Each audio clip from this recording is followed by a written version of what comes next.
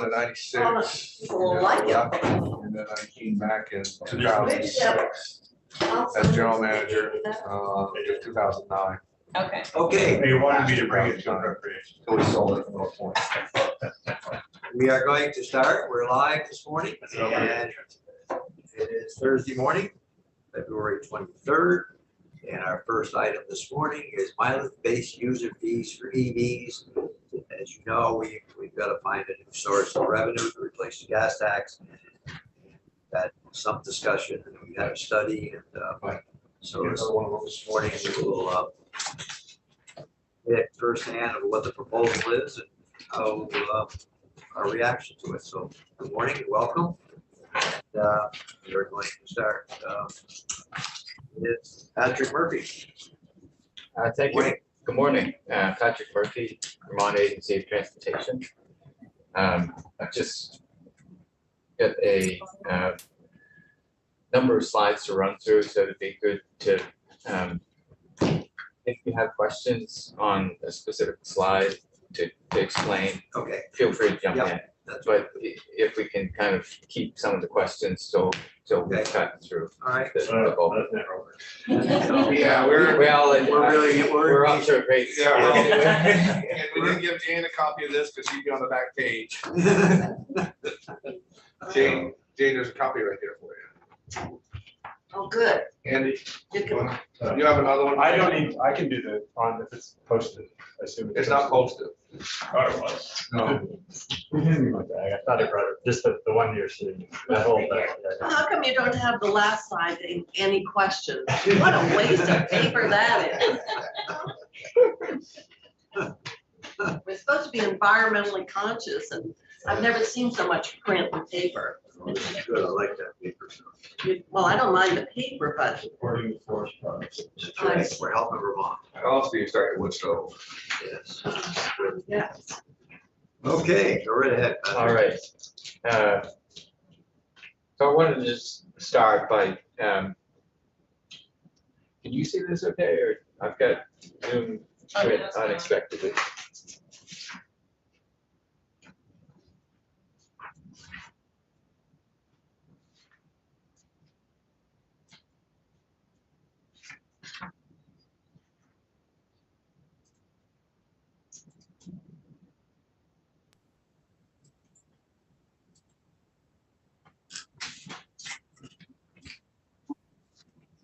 There we go. There we go. Okay. So this is just to give you a sense, you probably have seen something similar from Chris Roop, to give you a sense of what share of transportation revenues come from the gas tax.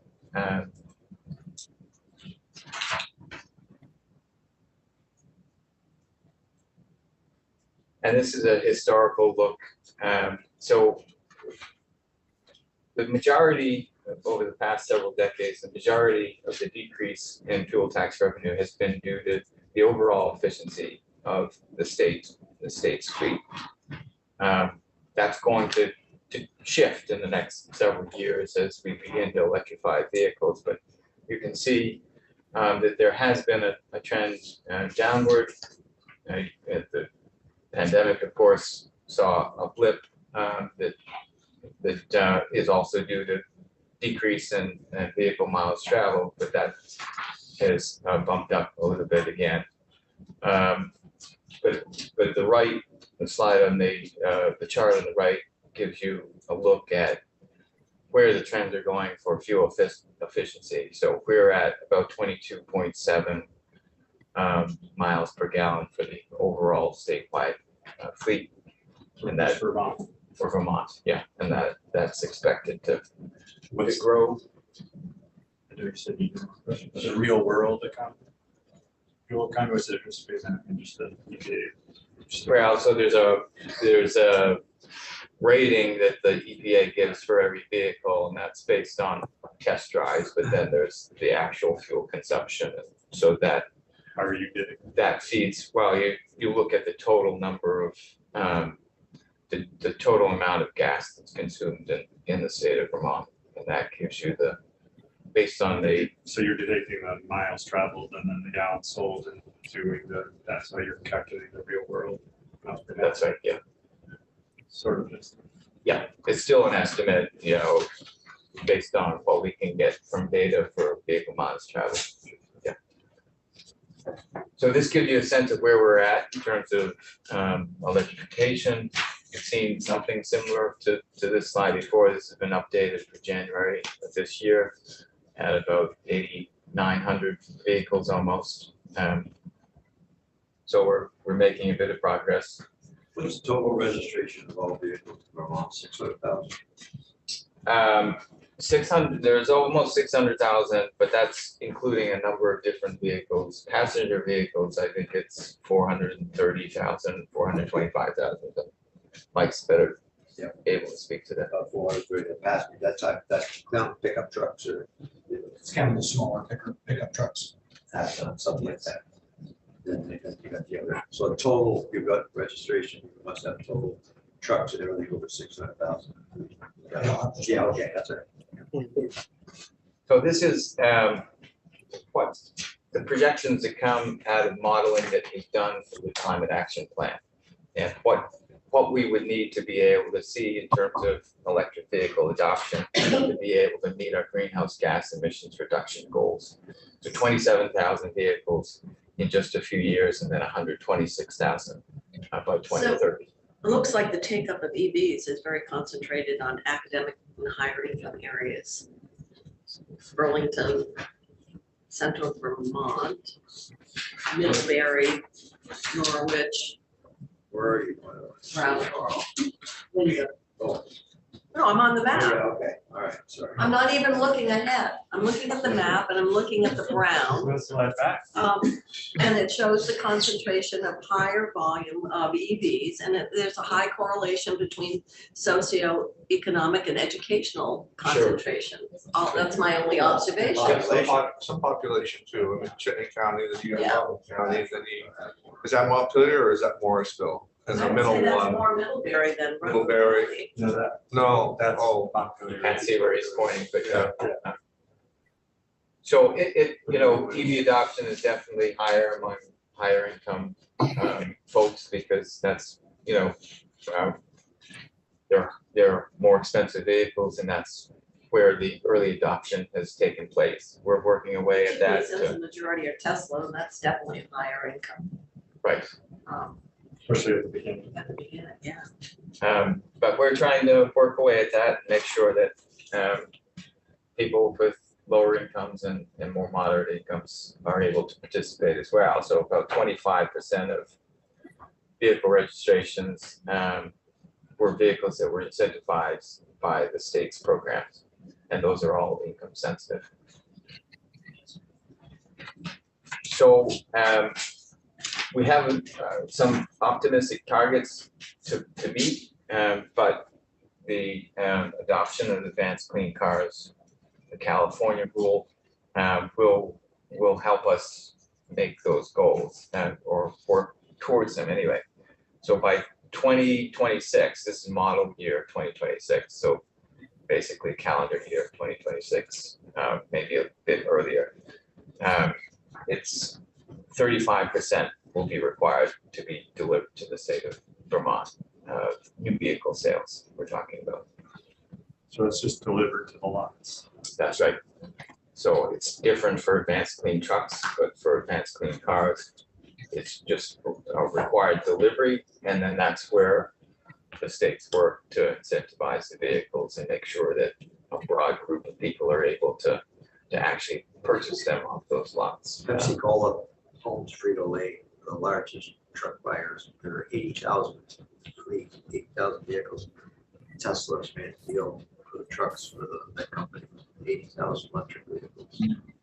Remember when we had UPS and they said they were going to buy Yes, as soon as they could, Yeah. hundreds of thousands. So this slide is just to give a sense that it's not all being driven by the public sector. There's significant investments made by the state in terms of vehicles and infrastructure, and the same now at the federal level. but this is largely in cooperation with the private sector that has already made not only pronouncements about goals that they have for 2030, 2035, but also significant private investment to be able to meet those goals. I can't even imagine a company like Toyota said they're gonna spend 35 billion, That's the investment that they're putting on foot, just hoping to return. I mean, when you start talking about 35 billion, Honda's spending billions, Well, I think, it was advertised on, is it Mercedes, I think it was Mercedes Benz. I mean, they're close for being all electric, every bit of it. And, amazing. by 2027. Wow. Yes, who are the obligated parties on the, any manufacturer that sells any car has to meet that 35%?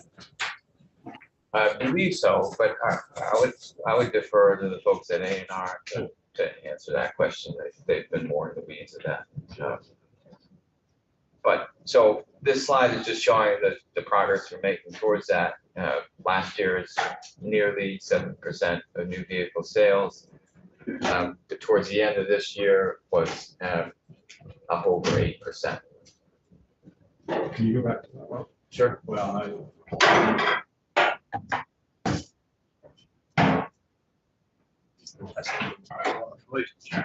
I'm trying to distract. Yeah, like distracted, get away from Okay. fuel or back to fuel.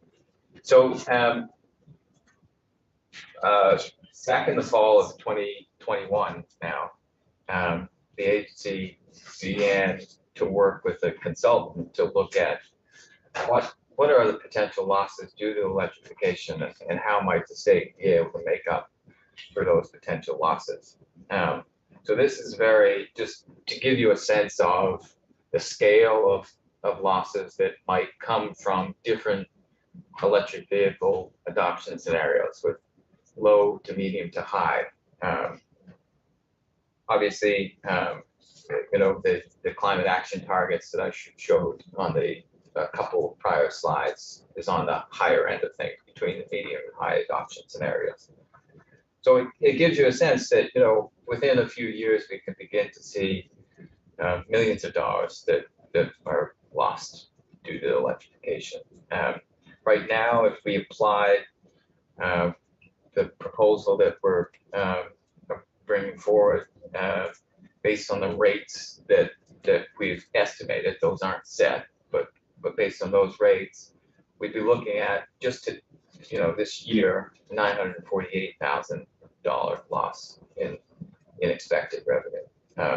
That's moving up then, because Yes. Yeah. Yeah. So this just sort of reworks that. Those were based on general estimates, the prior slide. This is based on what is the climate action modeling showing that we need to meet, and then applying what we've proposed to that group of vehicles. So it's expressing it in a little bit different way, and it's still an estimate because we'd have to meet those goals in order to see this kind of revenue. But this is what we might expect over the next several years, starting in 2025, because that's when we are proposing to begin implementation of a mileage-based user fee.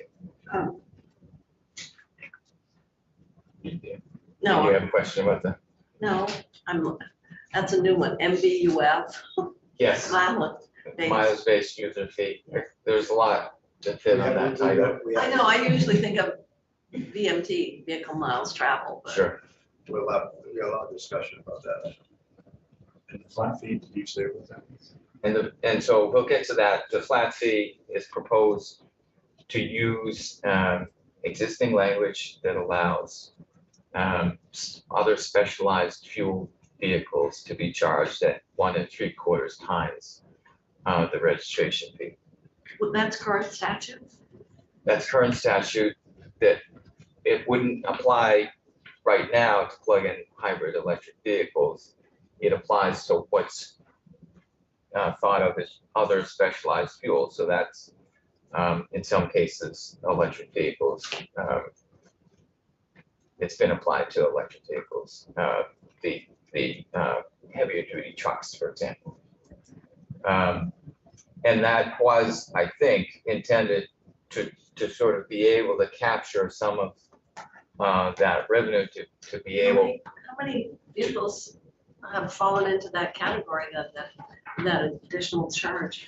Excuse me, I don't have that information. It's Not really- very many, is it? Well, I know that one of the garbage companies just bought a lot of electric garbage trucks, Uh-huh. so they could register them and brought them off. And so, yes, anyway, so I don't have an actual number of them that come through, so. But the specialized fuel is anything that's not gas or diesel. And so that's different from light duty passenger vehicles where there's a specific, elsewhere in statute where there's a specific definition for that. And those vehicles are charged at the $74 rate. So it's 74, and there's $2 for the clean air fee. So generally vehicles, yeah, right. So it's $76 normally for registration for all other passenger vehicles, pleasure cars. So that's, and you can see that in this modeling, the plug-in hybrids make up a very small percentage of what we end up with in 2035 and in all the years in between.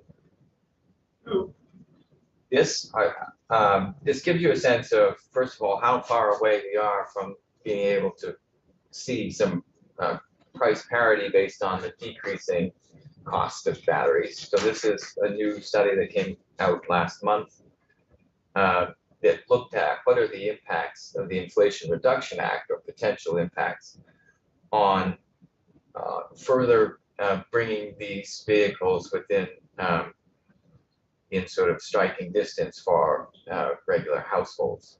So this estimates without the Inflation Reduction Act that we would see price parity at about 2027, 2028. The decreasing costs of electric vehicles matching with a slight increase in costs for internal combustion engine vehicles. With the Inflation Reduction Act, that's expected then to push that number to somewhere between 20 to 23, sometime this year, in 2025. I think more realistically, it'll be closer to 2025. One of the aspects of the Inflation Reduction Act is that it provides for the first time those without the tax liability to take advantage of the credits. If in 2024, it will provide a refundable tax credit at the point of sale. So you can take that right off the price of a vehicle if that vehicle So I should applies. wait to buy a new car until when? 2024. Thank you. Next year. Start shopping. So one of the arguments that we've heard here and in other states that have explored this is that electric vehicles pay more in purchase and use taxes. They pay more sales tax. And so in that way, they're also contributing to the transportation fund. This sort of undercuts that argument because by the time we actually go to implement a system, we may have reached price parity because of the Inflation Reduction Act, but then also because of The IRA gives you, those are the tax credits then that are refundable, as opposed to an offset on your tax liability. right. And so that starts in How big are 2024, 7,500. 75, okay, up to 7,500. So it depends on, the price of the vehicle. well, no, it depends instead on the construction of the manufacturer of the vehicle, what the components, the battery components and critical minerals and where they're stored. To support US manufacturing. The new tax credit has all this manufacturer source requirement. So the vehicles have to be assembled in North America, and then they have to have certain percentages increasing over time of battery components and critical minerals that basically aren't based in China. Mhm. And like the old tax credit, it's refundable at the dealer, like basically that the dealer should take this. So that makes sense. You don't have to, you don't need the tax liability, or you don't have to wait till next tax. I see. It might affect my cash flow. You have to pay the fuel dealers. Matt, is there any good thing happening this building this year for you? Do you feel like the buggy maker? I mean, everywhere you The turn, world is changing. everywhere they turn or against you, anything you're gonna feel kind of bad. I do have a bill that just says anything that's or word, yes. Oh, okay, okay, I did. Nice to feel necessary. Job security calls. Yeah. Well, if you're working for car dealers, then you're gonna get kissed on those cheeks. Because it doesn't matter, Which ones? all four maybe. So, they will sell whatever the market is. They don't care. They want to sell cars. So it's good you're diversified. You're anticipating the future.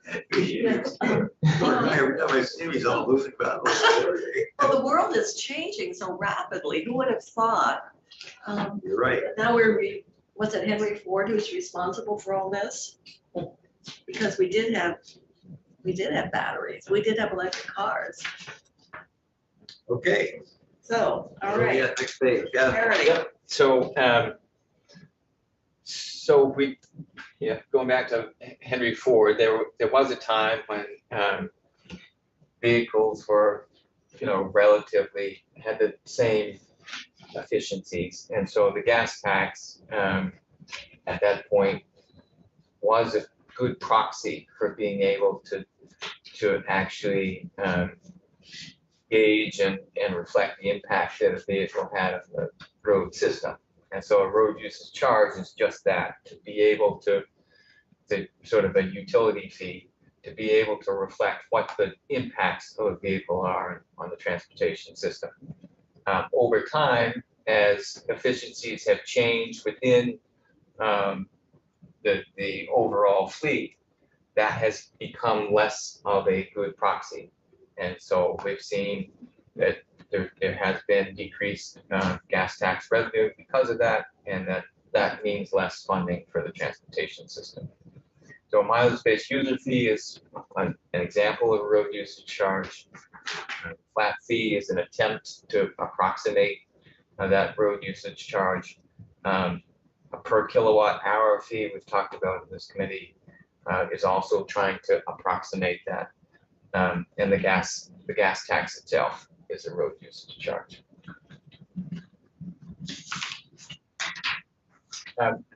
So this gives you a sense of what other states are doing or where it's happening.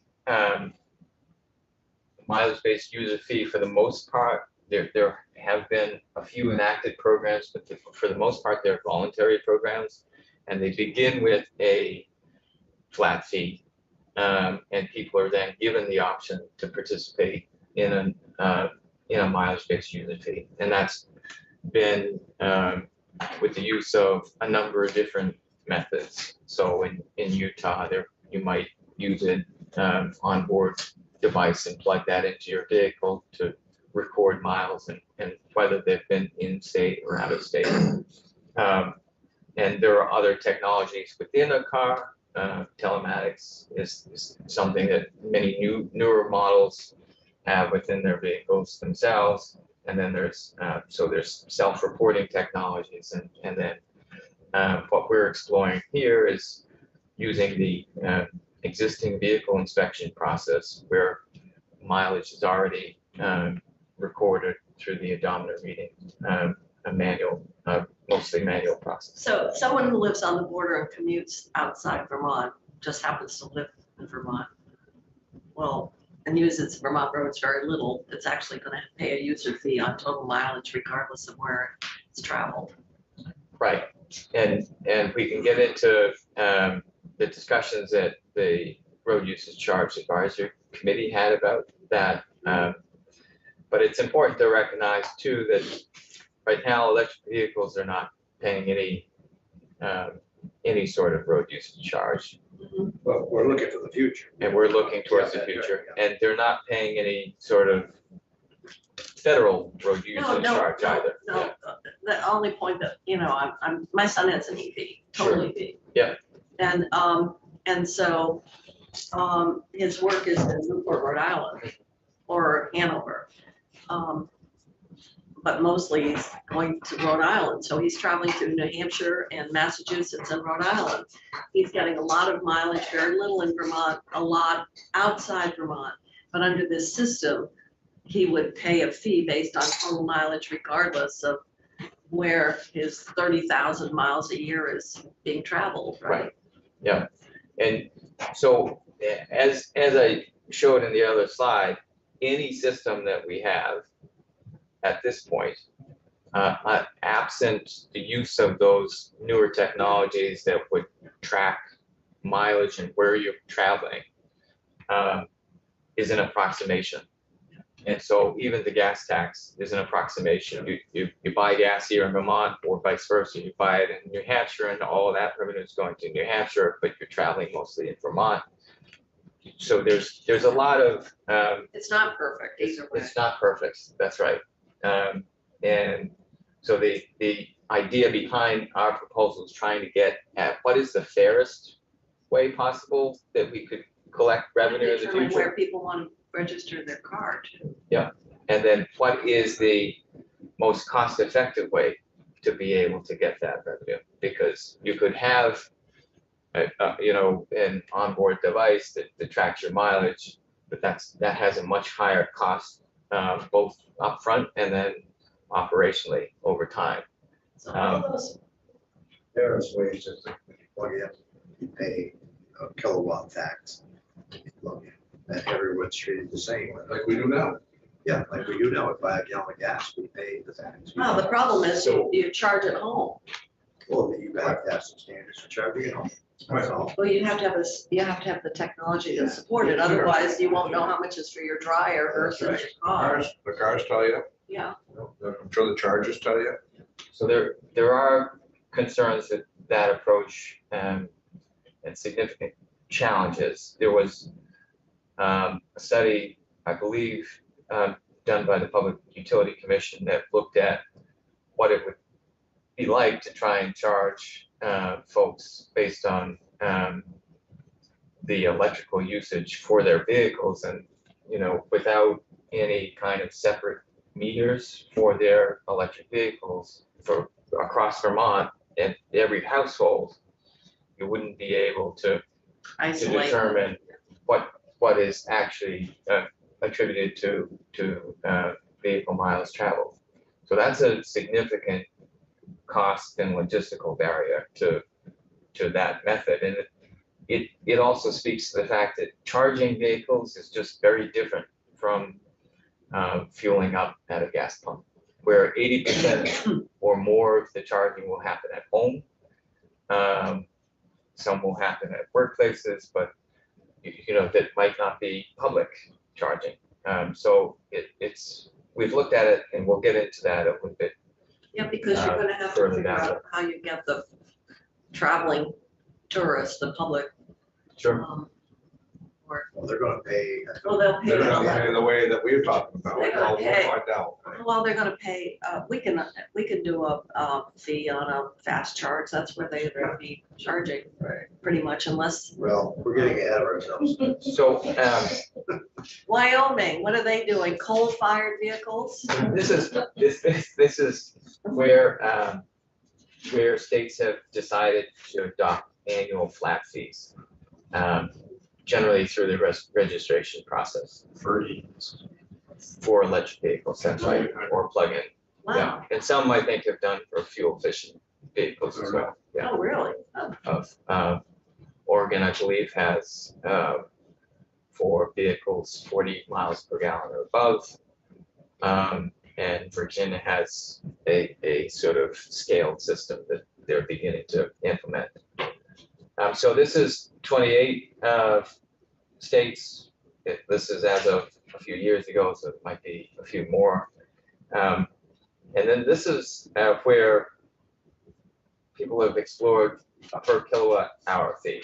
So this was enacted several years ago, still not implemented.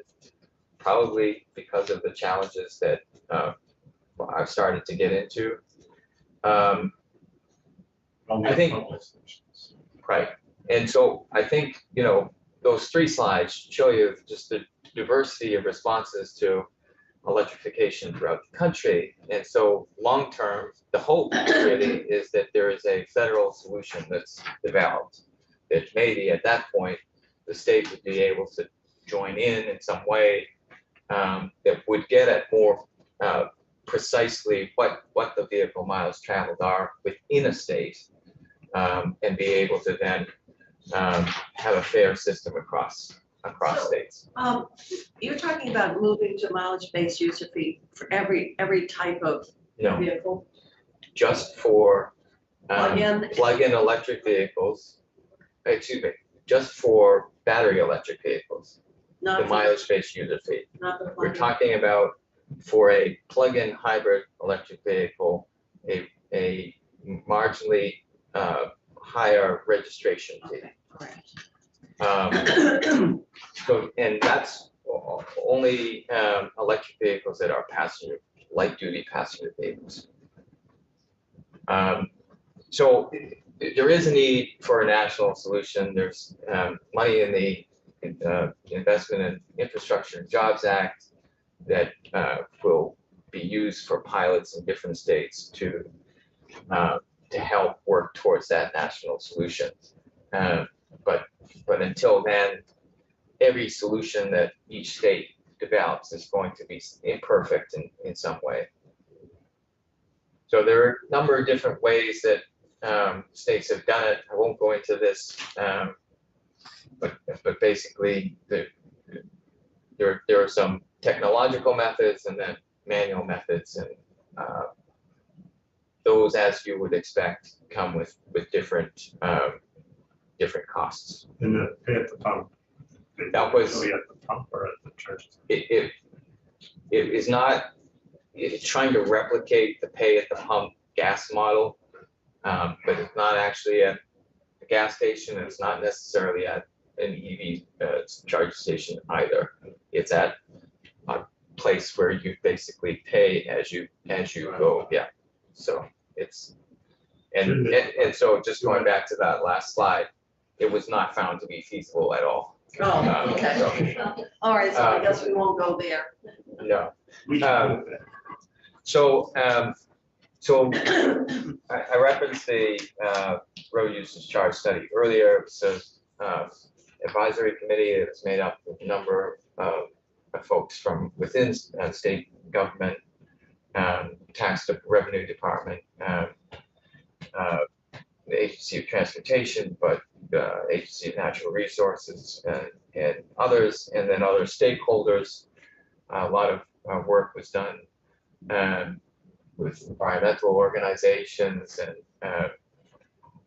we talked to people that manage fleets, all kinds of other stakeholders that would be interested in the impacts of any kind of road use charge.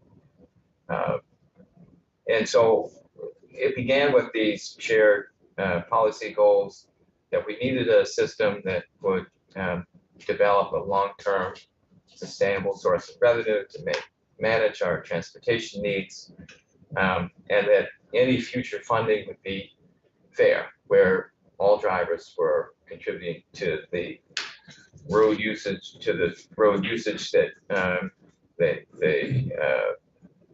came from their vehicles, that reflected the true impacts of those vehicles on the transportation system, and that it would be aligned with the Vermont Climate Action Plan. So there's language in the Climate Action Plan where any system that's implemented wouldn't take place until there's 15% of new vehicle sales are electric.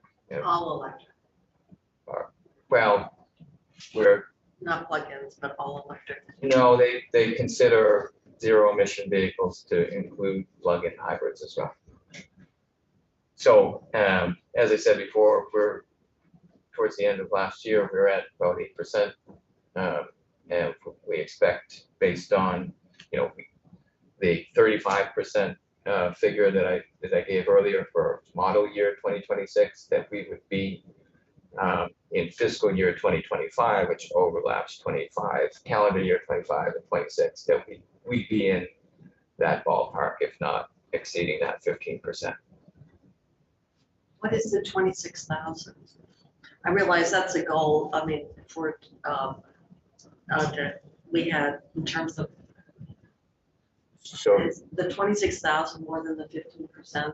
27,000 vehicles 27,000, by whatever, 2025 would be more than, 15%. it could be, because you could get there a number of different ways, right? If you had, I won't go into math, but you could have a lower percent next year and then it spikes up to above 15%, or you could have 10% and then 10% and you get, so there's a number of different paths you can follow to be able to get to that 27,000. But in the study that this is based on, which goes back a number of years, it says 15% of new vehicle sales, Should be the trigger Or- point for this new. or the estimate was 18,800 vehicles or something. Okay, So that's so it's somewhat less than the. no total registered, yeah.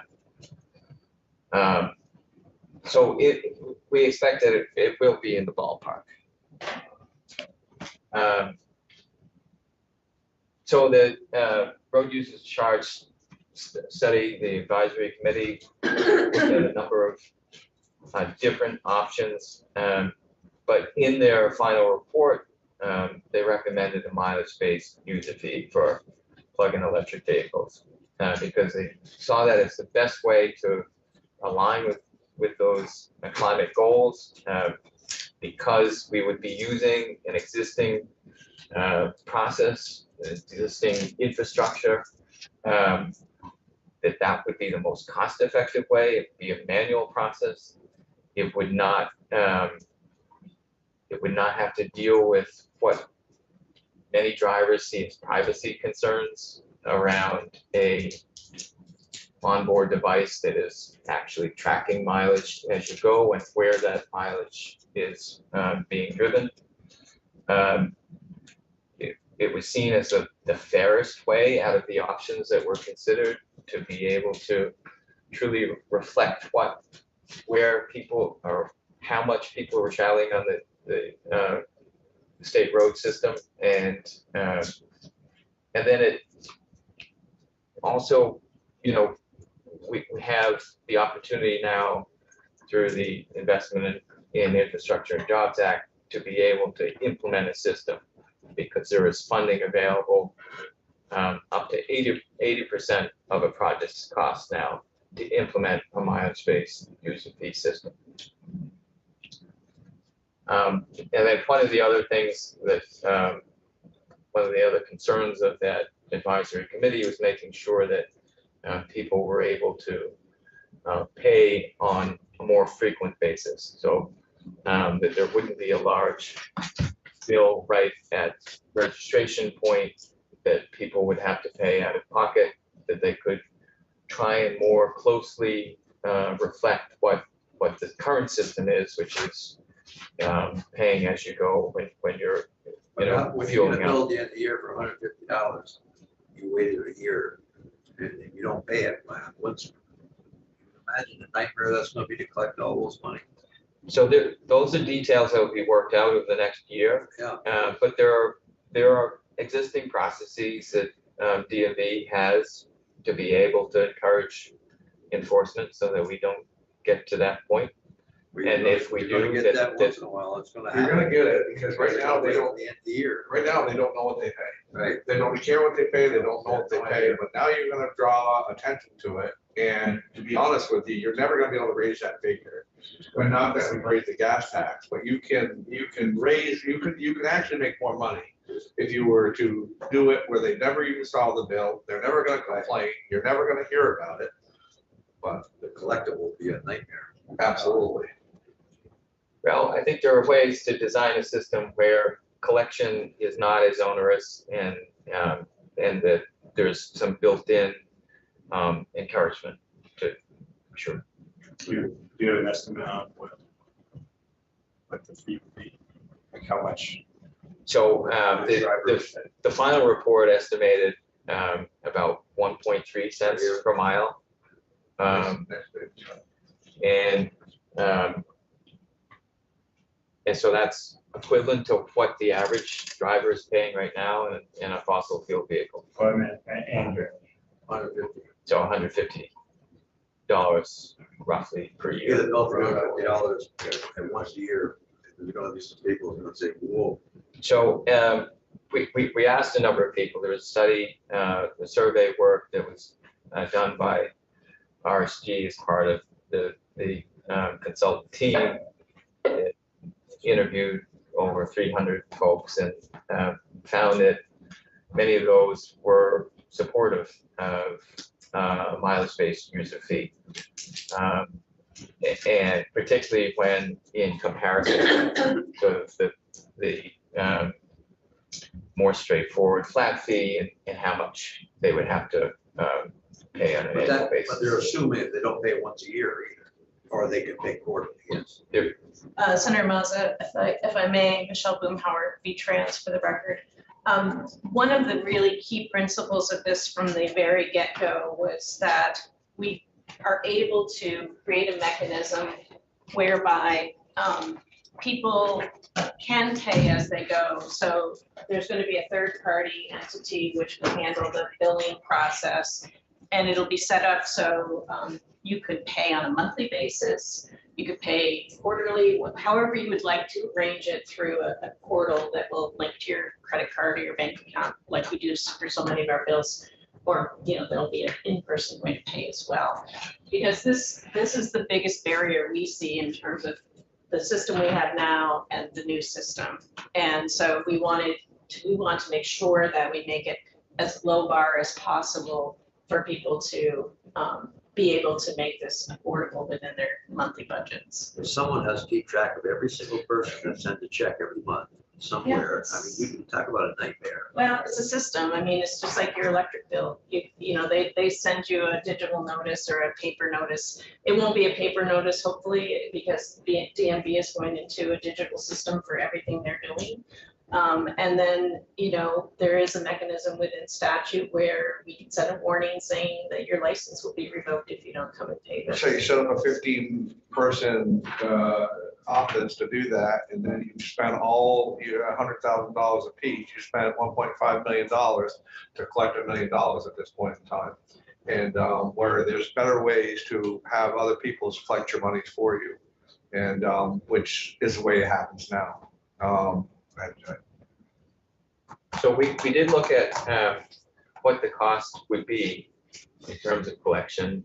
And, you know, this grant that we would be applying for in the next couple of months is going to tackle the design of the system, the setup of that. There are going to be ongoing costs, and that was estimated about 5% of total revenue, but we do have some modeling about what the payback is, and we know that there will be significant losses to the state transportation fund if we don't put something in place. And to be clear, we're not talking about implementing something this year. We're talking about implementing it July 2025, when we expect vehicle adoption to be far greater. I don't remember how many years ago we looked at what would be the cost if you just did a surcharge on the registration. And it was like $118 or something. So when you're talking, which would probably equate to the 150. So that's a one-time kind of hitting somebody all at once. So they're paying the 150 plus the, you know, normal registration fee. So you know, They would be shocked. well, that method would have been a shock as well. I'm just saying that, you know, that's. So that's what we want to try and avoid, So, and allow you know, people to pay on a regular basis, and to also pay in a way that reflects their actual usage of the road system. And that's where we found that the majority of people would prefer that sort of method Then a big chunk at than registration. paying a time. big chunk at a registration, at the registration point that might not actually reflect their mileage on the state system. So, so we also asked, because this was something that had been brought up, would this impact your likelihood to purchase an electric vehicle? And the vast majority of people, 84% said no. There clearly are others in the 16%. They're gonna pay the gas tax. And I mean, you're gonna pay a tax one Sure. way or the other, but You don't notice it, Jay, when you're buying it every day. It's the same way, the reason why the vast majority of people are escrowing their taxes on their properties is because they just don't see it coming out. They don't see the big bill at the end of the day, even though they're paying it just the same. And so that's why we're trying to allow for a system that people can enroll and assign what frequency they want to pay at. So they could do it on a monthly basis, and as Director Boomhauer had said, kind of see it as every other utility bill. You pay your gas, you pay your electric, and then you're paying your road usage charge. you pay your toll fee, then you get your bills. We can do that in the sales tax. You're paying 7, 8, 9% sales tax these days. So why don't you choose how to pay the sales tax when you buy something? So I don't want to pay it. I want to pay it once every quarter. I only pay 6%. I don't have to pay 9%. You pay Yeah, your, you got local options. Oh, Oh, yeah. local option. I don't shop in places. Rooms and meals at 9%. Well, you got rooms and meals. That's 9%. Yeah, it's 11. Alcohol. Alcohol, you got Oh, 10%. deserves to be taxed. at a higher rate. I don't drink, I don't smoke, you know, so I don't buy lottery And you're tickets. not supporting this tax. No, I'm not, no. You're not buying a new car. I'm not buying a new car. I honestly, How are I you supporting the state? pay income taxes. Okay. All right, go ahead. So this is a quick snapshot of the proposed language that we have. We can go into, I will submit afterwards kind of the fuller text that we've proposed to the House Transportation Committee. But it is to be able to design a mileage-based user fee system for implementation July 1st, 2025. And then at the same time, for plug-in hybrids, to include in that other specialized fuels definition plug-in hybrids, so that they're subject to a flat fee that's somewhat higher than the registration fee. And that works out to $57 per year. What if you say tourists plug in, they pay it when they plug in, right? Tourists. It depends. So it depends where they plug in. If they plug in at a public charging Yes. station, They're paying. yes, they're paying for that if there's a charge associated with that. If there's So a what price. if I'm a car owner from Vermont and want to use that instead of using the monthly pay? What if I say to them, I'm gonna use, last year I used all the pay. It would be based upon your mileage at the inspection process, so it's So recorded. even though I paid when I charged, so I, There's no existing fee right now, No no transportation. per no, kilowatt hour when fee. you have one for tourists. Are you proposing a fee for public charging stations for transportation funds? Not at this moment, and we're gonna get into that in a second. So there isn't that, and part of the reason is the limited revenue that we would actually see for that, and the high cost of implementation to see limited revenue, because we don't know where people are going to be charging. There is the ability to avoid that. You're not going to shop in places where there's 9% sales tax. Somebody else isn't going to plug in at a charger where they're paying a per kilowatt hour fee. So they can plug in at a hotel, they can plug in at a ski resort, they can plug in elsewhere at where they're visiting their family, and completely avoid that kind of fee altogether. So that's one challenge with it. but we can get to the kind of, We do know where they're gonna charge, because that's where we're setting up charging stations. We're setting up charging stations in the higher density areas where we think people are coming into our state, so we are aware where they're gonna, otherwise, we're just gonna put a charging station over there because it looks pretty. So we are coming up with areas of where we're gonna put charging stations based on where we think they're gonna be used the most. that is true. But it's also based on where we think our state residents are going to use charges well and need them to make longer trips. And so the vast majority still of those folks using public charging will be in-state residents. Well, the tourists would have to, well, not at a ski area route. So They might So- not be a public charging. So if there were to be a per kilowatt hour fee applied at those stations, if there becomes a logistical challenge in making sure that it only applies to out-of-state drivers. Because then if it applied broadly to all You're double drivers, taxing. you're both double taxing, but you're also placing greater burdens upon households with lower incomes who don't necessarily have access to charging at home. So those folks who would rely then more on public charging would be paying even higher amounts, and then possibly having to go back through some convoluted process at the end of the year to claim that on income taxes that they might not even file. So, So Tesla stations, aren't Tesla just for Tesla cars? yes, So what do you do there? How do you, if they only can charge at a Tesla station? well, they're not necessarily public charging stations. They're limited to Tesla. They're proprietary, although there are developments So of if you that. want a Tesla, you'll pay at the pump at there, or you pay at? Well, so just to be clear, Yeah. the agency isn't proposing a per kilowatt hour fee, and there's a lot of reasons for that, which we can get into now, or we can kind of tackle this Yeah, first. well, and well, then- let's tackle this. Okay. We don't have to fight. Great. So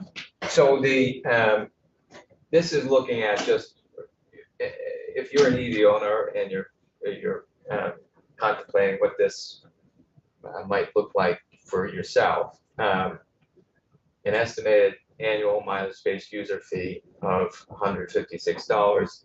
But when you're making a purchasing decision, the cost of ownership, it is expected that you'd have almost $1,000 worth of savings in terms of fuel savings and maintenance.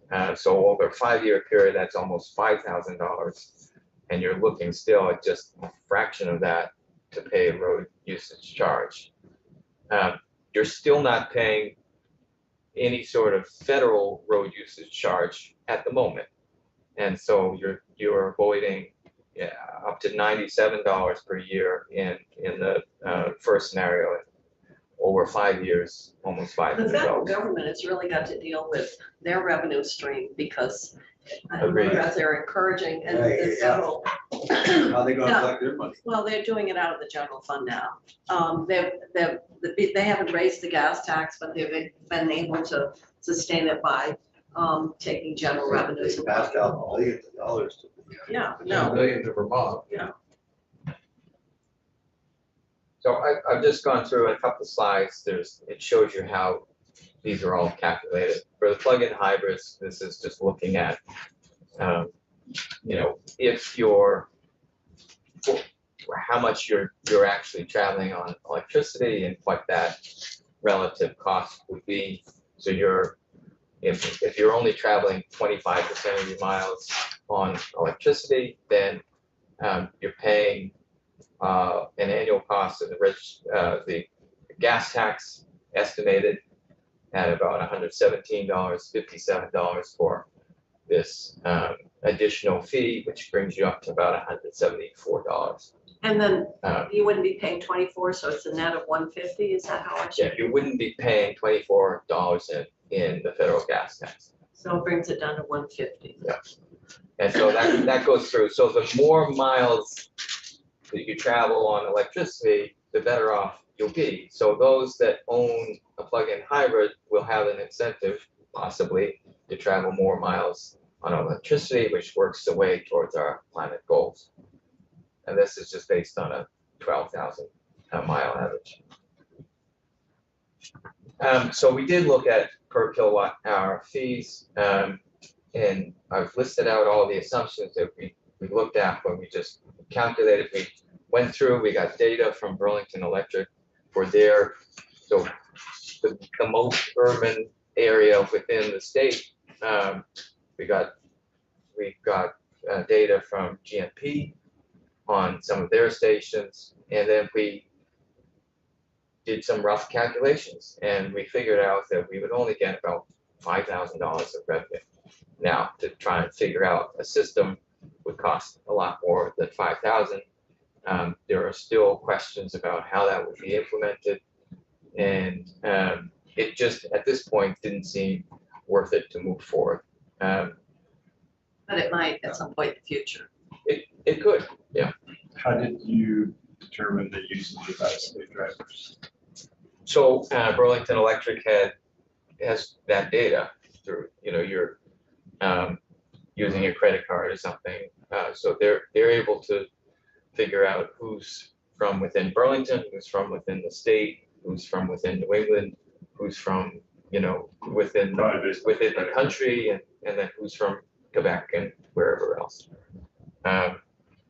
And the same was the case for GMP. And that's KWH. Yes. Yeah. So, and this was based on a 3.4 cent per kilowatt hour rate, which is meant to approximate what people are paying in the gas tax. And so I think we should note here that the point was to kind of achieve revenue neutrality, that we're not having drivers of electric vehicles pay any more or any less than the average driver of the average. Yeah, correct. $4,300 for a year of out-of-state revenue right now. That's what we would be able to collect based on estimates for the number. I mean, we only, 3D, oh Yeah. my God, it's got to be more than that gasoline tax. Let me tell you, there's a lot of tourists around. and so it reflects the fact, I think, that people are charging elsewhere. People can charge in New Hampshire, they can charge at a relative's home, they can charge at a hotel. There's a lot, there's a need in this kind of system to define what is a universe of charging stations that would be subject to it. It would have to be a public charging station that's actually pricing and has a technology to price how much energy is transferred. There's questions about how can this be measured from a weights